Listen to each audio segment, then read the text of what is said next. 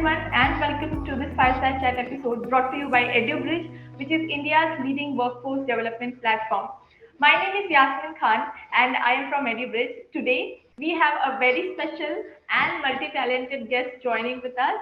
She is Ms. Dhairya Gangwani, founder of Dhairya Coach. She is a career coach and a content creator.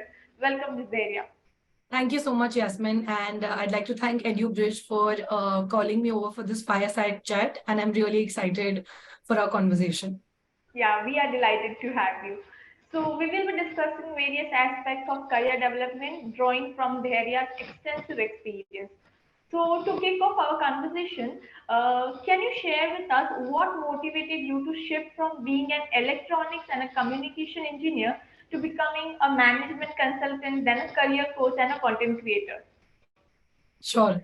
I think this is one question that a lot of people are interested in most of the times. And I think, without making it sound very repetitive, I'll tell you what really happens. A lot of times I've seen that when people don't plan too much with respect to what they want to do, the most organic things happen with them, which are good, not just for them, but will also help the people around them. What I mean is, I planned all my life, I'll become a doctor. I planned all my life, I'll become an orthodontist. I'd even decided on my specialization back in 8th grade. Planning is only going to play a role till a certain, I would say, stage in your life. Beyond that, it's all going to be based on your circumstances, your true potential, and the opportunities that come your way. So I think what happened with me was, obviously, conventionally, you go and you do a degree. I did engineering. I happened to do EC engineering. I enjoyed it. I was getting good grades as well. However, you realize that just because you're getting good grades in a subject doesn't mean you have to make a career path out of it. That is the biggest misconception people have. I mean, if somebody is good in maths, doesn't mean they'll become a mathematician, right? Not everybody has to do that. So I was just lucky enough that very early on in my career, I realized just because I'm good at something doesn't necessarily mean I enjoy it, and vice versa. Just because you enjoy something doesn't always mean you're good at it. You could enjoy dancing, but that doesn't mean you're good at dance, right? You get what I mean? So when I was able to identify the difference between the two, I realized I might be amongst the top 10% in my class and I'm getting good grades, but I can't see myself working as a, electronics and communication engineer in a core EC company. And that's what got me thinking into what else could I do. And then the journey unfolded and I went into management consulting ultimately, which was again a very unconventional choice to make without an MBA degree. But again, I realized that that is what I'm good at and I could be good at. While I was working at KPMG for 2 years as a management consultant, I was growing there as a very different individual. I was working as a technology consultant and learning a lot there. And I enjoyed my job. It was not like I was not liking it at all, not at all that way. But I had started on this journey of mentoring students from day one of my job. So I had started my side hustle right from the day I started my job. And I never did it with the intention of earning money out of it. It was always because I was so passionate about speaking, talking to people, guiding them with whatever difficulties I had. And students were approaching me left, right, and center on LinkedIn. So again, it was circumstances. The pandemic had just hit in March. And that was when I had also come back home to my hometown. We had more free time, right? We were working from home. A lot of students were reaching out to me and asking me, how did you get into a consulting firm without an MBA degree? Why did you shift from engineering to consulting? How did you do it? So that made me realize there is an opportunity here. There are people who need help here. They want to follow the same path that you have, and maybe you can guide and mentor them. So that's how I just very organically went into it. I helped a couple of students for free, maybe 150 students were my pilot batch because I wanted to see what impact could I create in their life. And this was all alongside my job. It's been 9 months that I've quit my job and I do this full time. But until then, for 2 years, I was doing this on the side, right? So that's how things happened. And then over a period of time, I realized that I really enjoyed this. You could wake me up at 2 a.m. in the morning and I would do a consulting session with a student or take a workshop. So that's when I realized that it's great that I'm able to monetize on it. That's obviously necessary to sustain. It's my bread and butter. But at the same time, I enjoy it so much. Plus, I can create an impact in someone's life. So ultimately, I realized creating content on LinkedIn and Instagram, being in front of the camera, and being a career coach is what my true calling is. And I would want to pursue it or at least give it a chance by taking it up full time. So that's how the shift actually happened. Yeah, so I can say it is like unconventionally beautiful journey. Yeah. So now, how has your previous role as an SAP associate consultant at KPMG helped you in your current role? I think that's a beautiful question. And I think a lot of people think at times again that because she did EC engineering, then went into consulting, how did her engineering maybe help her in consulting? Or she was a technology consultant, now she's a career coach and content creator. How is any of her experience helping her? But I think the reality is a major part of the way I think, how I'm able to schedule my day, the processes and systems I've built in my team as a career coach today, as a content creator, the way I do my work, and the basics I've learned about team management, about people management, about building basic systems and processes is all because of the corporate job that I had. Also, because I was a consultant, we were always posed with problems every single day. Our major job was to solve problems. And, as a career coach, also I'm solving problems. The only difference is there I was solving large scale, complex business related problems for clients. Today, I'm solving career related problems for students and working professionals. So, a lot of the thought process and how we would strategize and document things and help people has come into the job that I do today, right? You may not see a direct correlation, but I know what goes into it on the ground every day. So a lot of what I've learned at KPMG, especially about presenting myself the right way, understanding a problem and giving an effective solution to the client, right? Because again, these students are my clients. So I think all of that I've learned definitely from there. And I think one last thing I would like to point out is that in a company like KPMG and in a consulting role where I had to be on the forefront and I was leading projects, right? It was a client facing job. I got to meet a lot of people from different industries. That has also helped me in my career coaching career because as a career coach, I can't restrict myself and say, no, I only help BTech students or I only help MBA students. I can't. I help students from all kinds of streams, right? And working professionals. Similarly, as a consultant, we don't just cater to projects from one industry of clients, right? It's not like all the projects I worked on 2 years were only, let's say, from edtech. No, you can get an edtech client, you can get a fashion or a retail industry client, you can get a client from the civil industry anywhere.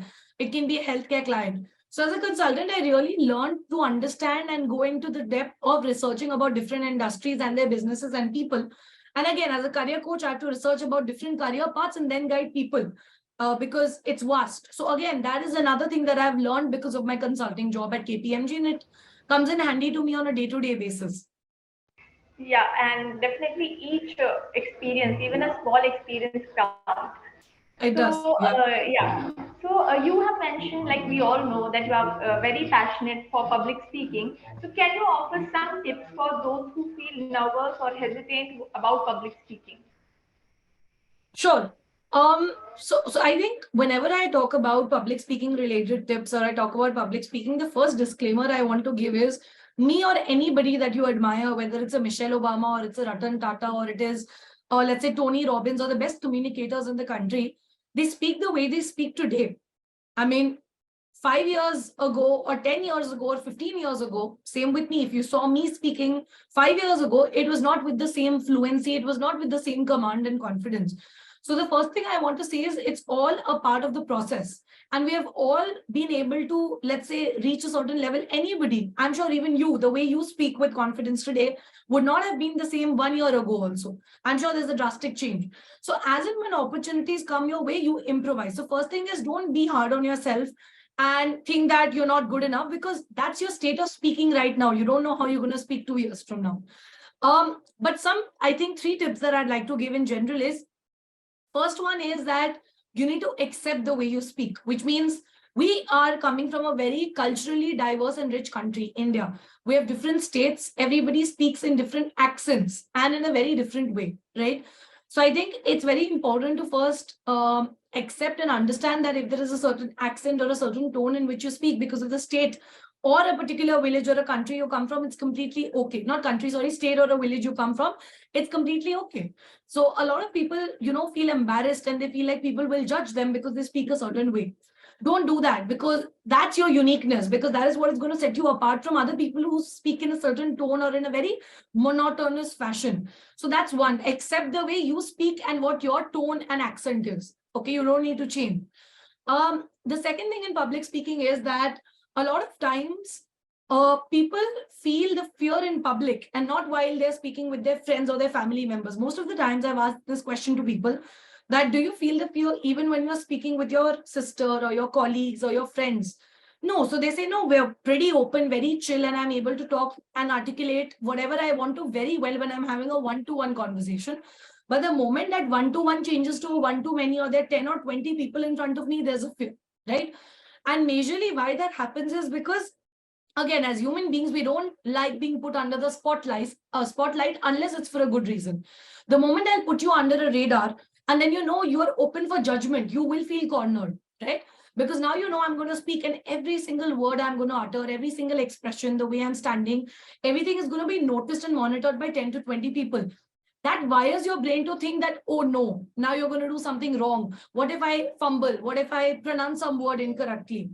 And those are the major fears all of us have, right? What will people say and have an opinion about me? So I think the first thing is you have to put yourself into such challenging situations on purpose, which means if in college you have an opportunity to raise your hand in front of 60 students, nobody else is raising their hand, force yourself, curse yourself, but still go up and put that hand up, because today that one step that you're taking and you're speaking just in front of 60 colleagues, batchmates of yours, that will help you overcome your fear. Slowly and steadily, you will be able to take up such opportunities. Then you can start anchoring maybe basic shows or programs or events in your college.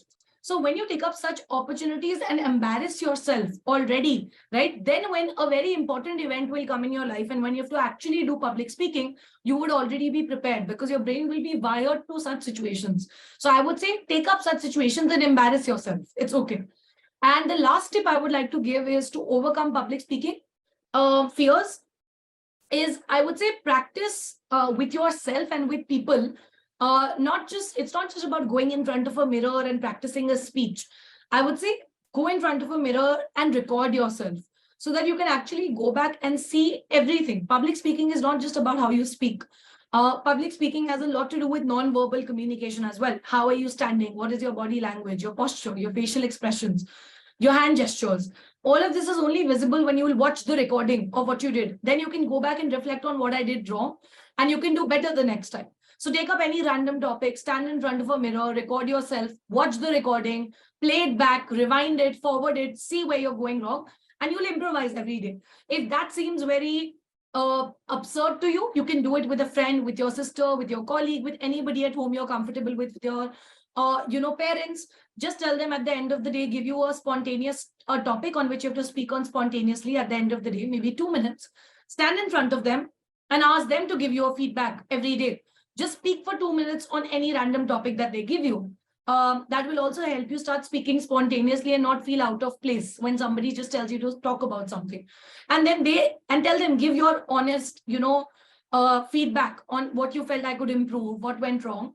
And trust me, if you do this activity even for 30 days or 60 days consistently, day 1 versus day 60, there'll be a huge difference in the way you speak. That's guaranteed. Thank you so much for the tips. It was really amazing. Good to learn. So, next question is like, what, in your opinion, are some essential skills that a young professional should cultivate to succeed in today's job market? I think, see, this question is a little difficult to answer. I cannot just, let's say, specifically say that only a certain skills are needed. But what I'll do is, according to me at least, I feel there are 5 essential skills that everybody needs today to land a job in general. It doesn't matter whether you're an MBA student, whether you're an undergrad student, or you're applying for a tech or a non-tech job. This is universal for everybody. So I think the first one is that you have to be aware of what's on your resume and what you possess and what your strengths are. That's one skill. It is a skill. I mean, people are not aware of what they're good at. If you can't identify your own strengths and you don't know your own weaknesses, everything is going to be very difficult in any job.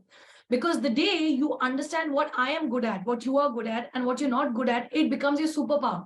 Because then you know what I need to work on, then you know what I'm lacking, and then you know what kind of challenges you're going to face because you don't know something. And that's needed to survive and sustain in any job, right? So self-reflection and self-awareness of your strengths and weaknesses, that's extremely important. And people might not think that's a skill, but according to me, it is a skill. Second thing is the way you communicate. Now, I mean, I'm sure so many people in this world would have emphasized on this. And it's not just again about the vocabulary you use, how fluently you speak. It's about how clearly your message is put across. When you're working in a multinational company or you're working in a startup or any kind of an organization, communication is key because you're never going to work alone. You'll always work in a team.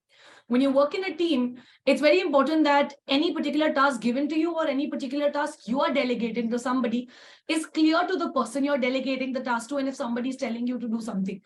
And for that, you need effective communication, which means it's not about your language, it's about getting the task done. So if I'm telling you there's a particular report that you need to, let's say, create and give it to me by tomorrow, no kind of miscommunication can be there in the middle. What if I forget to tell you that I also need an Excel sheet which will be used as a tracker in addition to the report? Now that was told to me by my boss, but I forgot to tell you.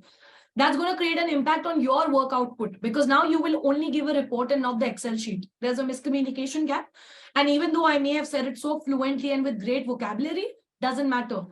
Your work is not going to show what the boss wanted at the end of the day because I've miscommunicated something. So the clarity of the message is very important to sustain in any job. So effective communication is a skill that's needed. The third one, I think, is the ability to understand people. Again, any job you're doing, whether you become a software engineer or you become a technology consultant or a data scientist, or as a matter of fact, you become an educator in a college. The point is, every job requires intervention of people. Every job requires you to talk to people, manage people, and you need to understand human emotions very well, right? Because you'll only be able to deal with tough situations or situations wherein somebody is irritated or angry or things have not gone the way they should have. All of these situations happen at a workplace. It's not like a scenario that I'm making up in my head.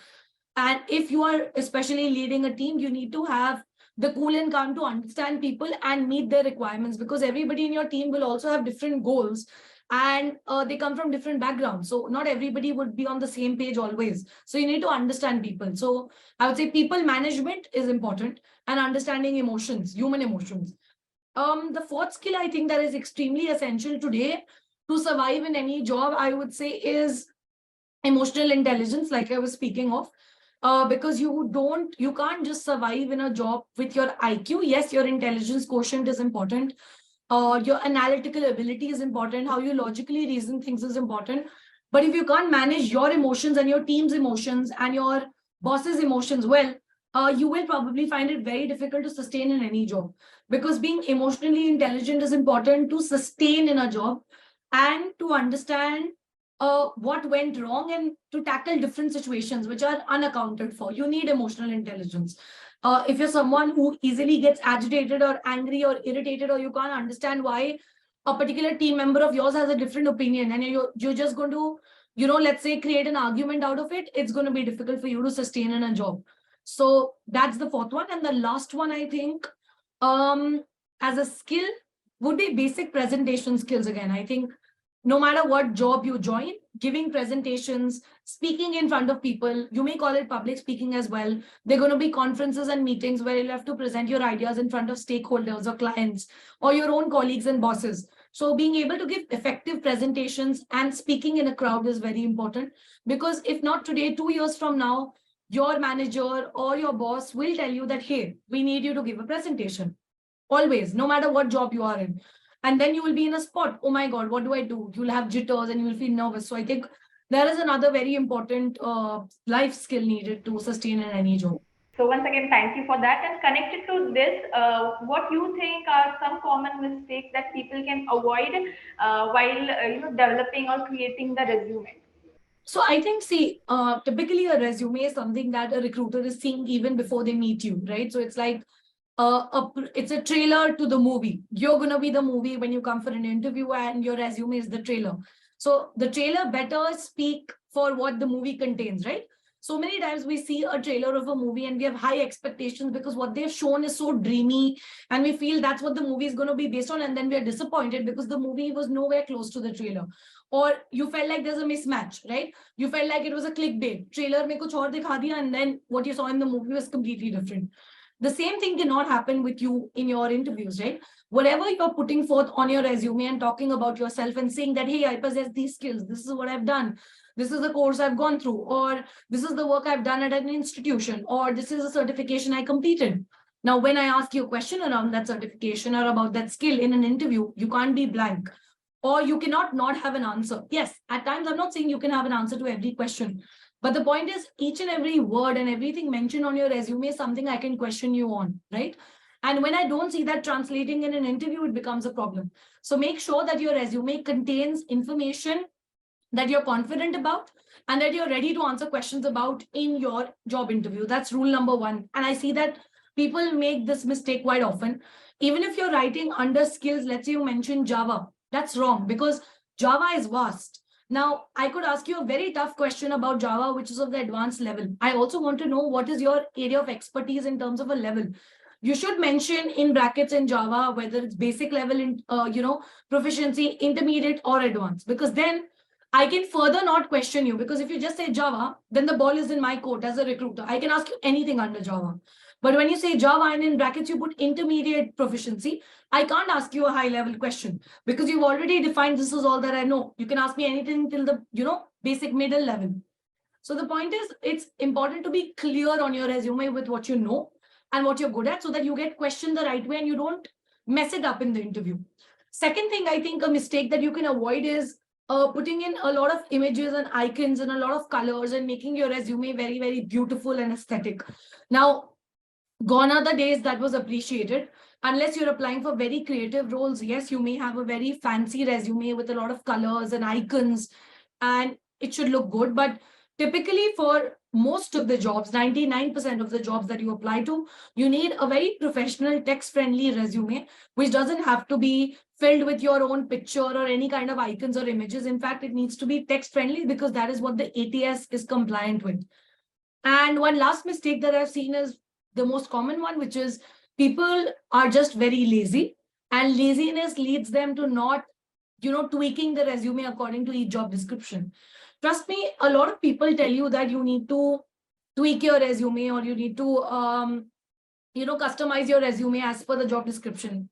I mean, everybody's saying that, but how many students or working professionals do that?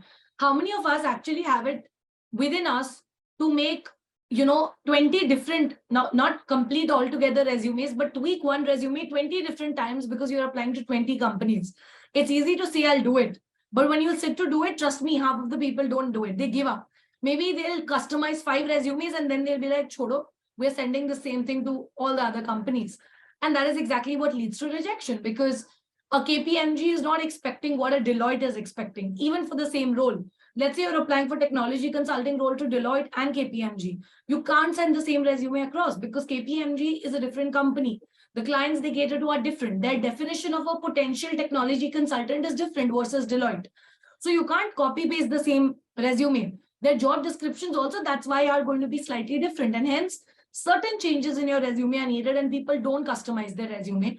And that's a major reason why most of the people get rejections. Yeah, and nowadays, as you know, being socially presentable on social media platforms is a very important factor nowadays. So I think so LinkedIn is the most powerful tool for that. So Yeah. what do you think? And definitely you are a LinkedIn master, I can say. So what do you think?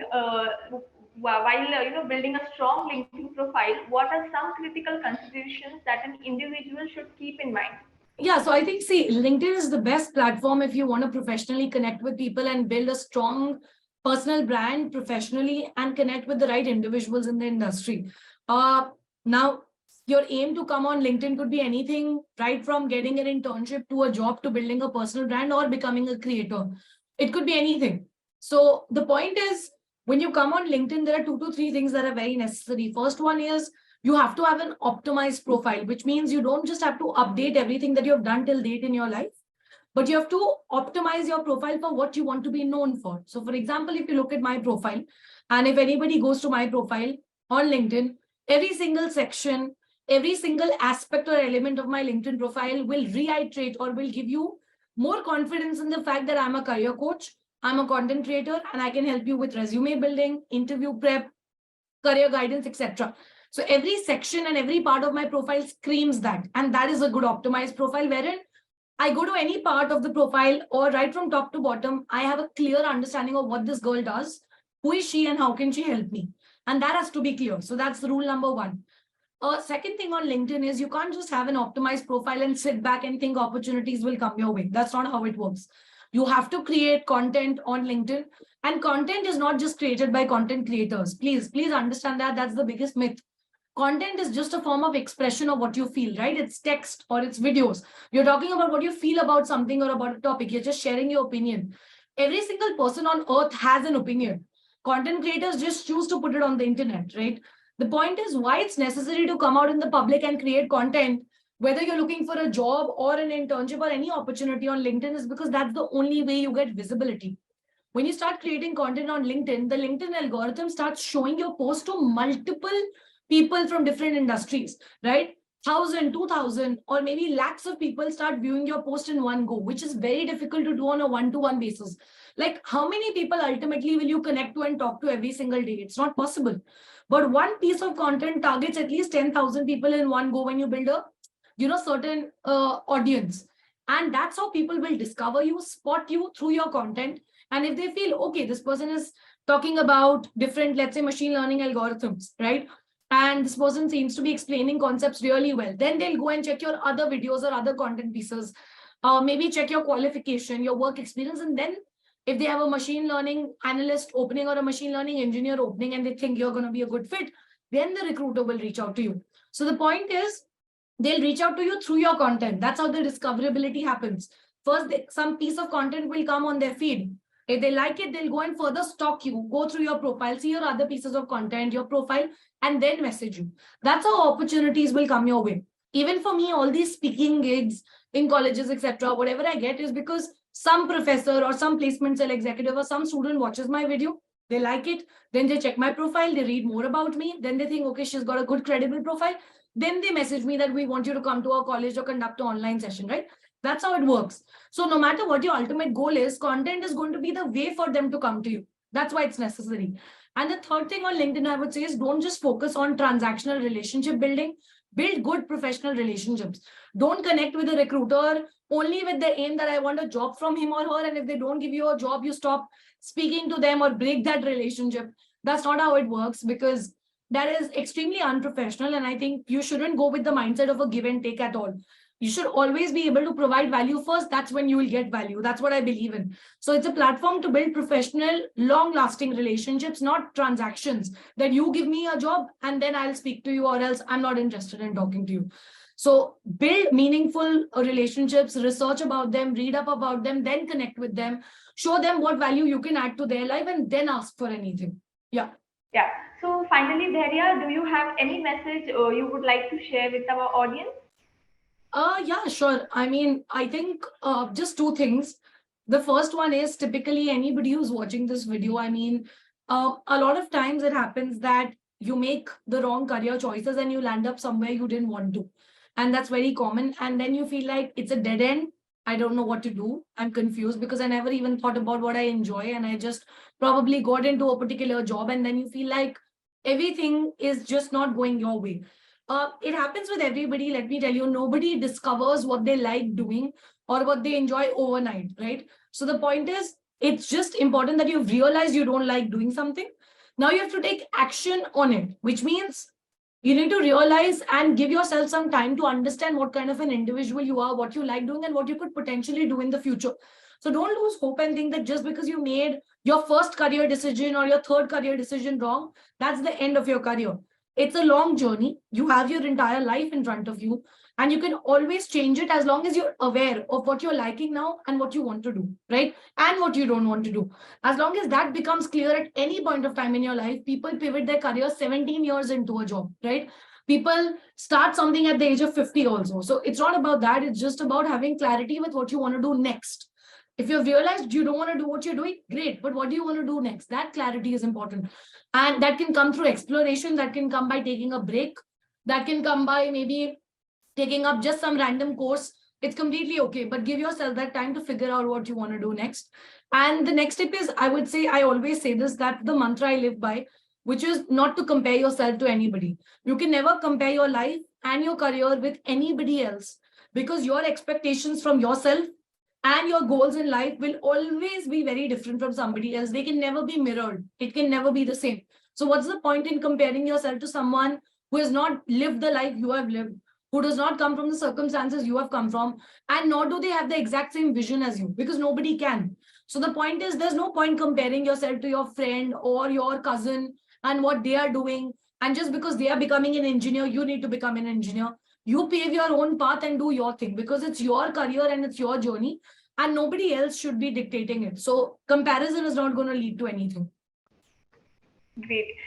So with this, we are at the end of our conversation. So firstly, thank you, ma'am, for your valuable insights today. We really appreciate your time and presence. I hope you also like the conversation. I did. Thank you so much for asking such wonderful Thank questions, you. and I hope it helps the larger audience. Thank you. Yes, definitely. And to all our viewers, thank you for watching. We hope you found this conversation informative and engaging. So please do like, share, subscribe for more such content. Till then, this is Yasmin Khan signing out. Thank you.